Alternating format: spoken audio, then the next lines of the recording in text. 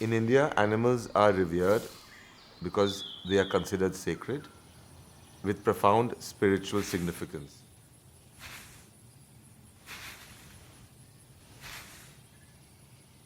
As with humans, they are part of the cycle of life, death, and rebirth. It is because of this transmigration of souls that they are considered divine. This belief in their divinity and spiritual equivalence has led to their protection and veneration for centuries.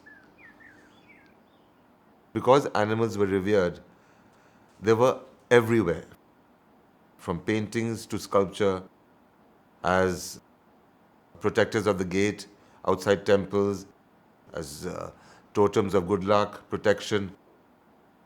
Animals were completely intertwined in the visual arts of India. I wanted to pay homage to this tradition of ancient Indian sculpture and also storytelling through the Panchatantra. The Panchatantra is one of India's oldest collection of fables where the animals are central characters. It has been around for centuries and translated into numerous languages. It is a wonderful, non didactic way of giving life lessons to both children and adults.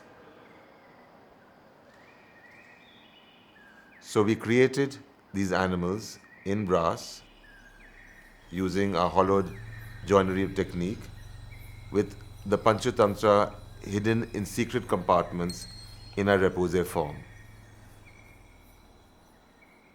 The Soul Garden is a contemporary fable where the studio has created animals reimagined for the world we live in today. We created the crocodile, which doubles up as a bench, the tiger, which works as a console, the tortoise, which works as a coffee table, and the elephant and the baby elephant is a bench for children.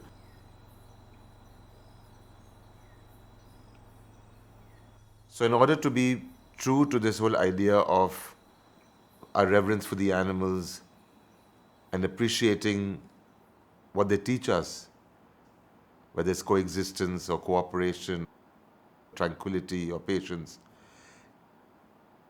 it was very important for us as a studio to bring in this other element of smell into the immersive experience of being with the animals, of scaling down and understanding the animals in a much more direct way. We brought the animals to Paris, to the gardens of Karl Lagerfeld's house, and invited Sissel Tolaas and her wonderful world of smell to bring this intangible sense of memory and fables into our tangible world of sculpture. In all animals and living matter, the sense of smell or smell molecules are the prime way to communicate. And the master of the sense of smell is the elephant, sitting on 2,000 receptors for the purpose of taking in information and using it for survival and food. For the soul gardens, I have selected specific molecules that then will be laid out in the near surrounding of those animals.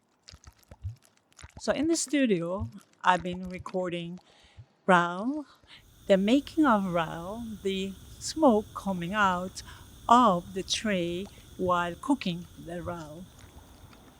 What we try here is also to be very honest and take people on a journey of joy and playfulness. Through that, maybe also rethink about how they understand the world differently, not just looking at it, but also maybe start to smell it differently. I wanted to bring in smell to allow for a greater understanding of the work process in the manufacturing of the animals, and also to evoke memories associated with my childhood in India. The forest, the hustling, bustling streets of India, the flower market, nature, the gardens, the world I lived in.